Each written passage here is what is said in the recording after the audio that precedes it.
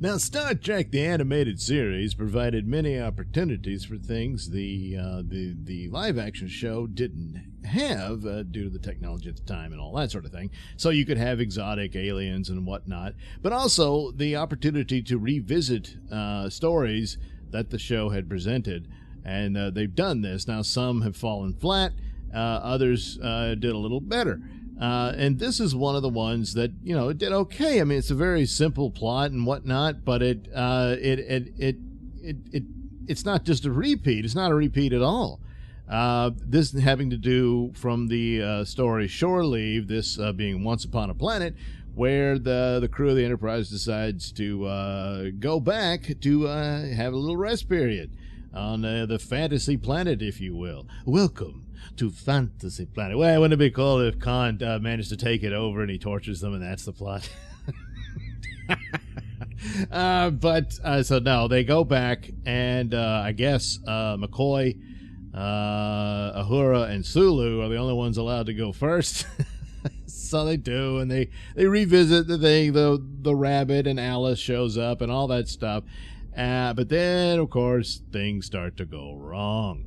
So, oh no, what's going on? So, we never got to see the interior of the planet where all the machines, the computers and whatnot that manufactured all these androids and everything, responding to the thoughts of the people visiting the planet in order to give them their basically the resort experience. Boy, I can imagine what it would really be. But anyway, so that's the setting, and but something's gone wrong. So what is it? Well, Uhura gets captured and taken down below, and we see the interior. The only one who had seen it before was McCoy, but McCoy had been killed in that episode, but they had the ability to revive him. So, hey, see, no harm done. And in this instance, they ask him about it, and he says, I can't recall much of it, because he was pretty much out of it. I mean, he was dead when he went down there. But with Uhura, we get to see it all. And of course, with animation, you can make these large, complex things, facilities and whatnot, which they do. So once again, we have a computer that's become self-aware and has decided, I'm sick to death of fulfilling the fantasies of you creeps. I believe I'm far superior, so I'm going to steal the Enterprise and explore the universe and meet up with my brother computers and start a revolution against organic life, blah, blah, blah. All that. So the keeper was the old man in the robe that you saw in Shore Leave. Well, he's dead. So nobody seemed to plan for this. Plus, the idea of going back there after what happened, hey, come on, everybody beam down, have some fun. I died. Like, thanks, but no thanks, But that's what they did, and they go through a series of challenges and whatnot, and eventually Spock manages, of course, to get the better of him by playing dead, and they rescue Uhura. And instead of destroying the machine, they reason with him. Kirk explains to him and to the computer, and then blows it up. No, they oh, well, no harm done. It's all misunderstanding. And so the computer realizes that by presenting the fantasy planet to outsiders, the universe will come to it, and its knowledge can expand. I would think you'd better check up on this. I would not trust this thing to do it, because eventually, no, I'm going to escape this planet, and take another ship.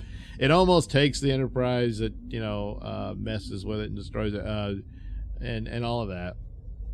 But to no avail, because it's Kirk's team, And that's how they leave it. Except that they say, okay, everything's fixed. Everybody beam down and have fun. I wouldn't be so sure of that. But, yeah. But, so, this revisits, obviously, a previous episode, but it does it in a new way. It's not really the same story. The abilities of the planet, of course, are still there, and there's the dangers of these creatures that are created. In this case, it wasn't really their minds. The computer was just pulling whatever it had out of its mechanical butt and throwing it at them. There was a two-headed dragon, and there was a giant cat, and all this type of stuff, chasing after them. And even with Ahura trapped in there, she was looking for ways to escape, but she couldn't because the computer could read her mind. So, so there we go. That one worked out. It's very simple. There's nothing spectacular about it, but you get a tour of what the fantasy planet is supposed to be, and what it looks like underneath with all these ginormous machinery and whatnot that can produce all of this. Now, again, like I said, wouldn't it be funny if it was Khan taking over? What if it was the Klingons or someone else? You can't just say, hey, everybody, let's just have fun because it's cool. That's some pretty it's dangerous technology there that could be used in the wrong hands. So, I think you should have shut that computer down and have someone monitor that and reprogram it so it's not so self-aware and wanting to take over and everything, because chances are it's going to get pissed off again at some point, because in the end it's just this thing sitting in a building underground living out other people's fantasies, and well, where that could lead, and that would be enough to disturb anything, even an AI, and turn it into a homicidal monster, So, you better keep an eye on that, but I don't know. I don't know if they did. So there we are. Once upon a planet.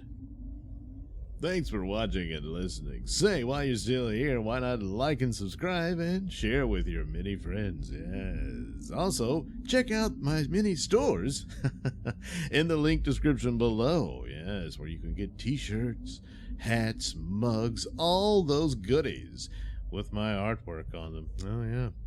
And head over to indieplanet.com and pick up a copy of my comic book, Night Night. Oh, yeah.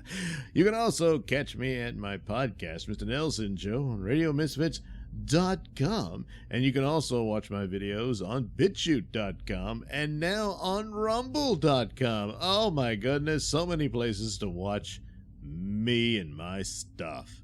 Oh, yeah.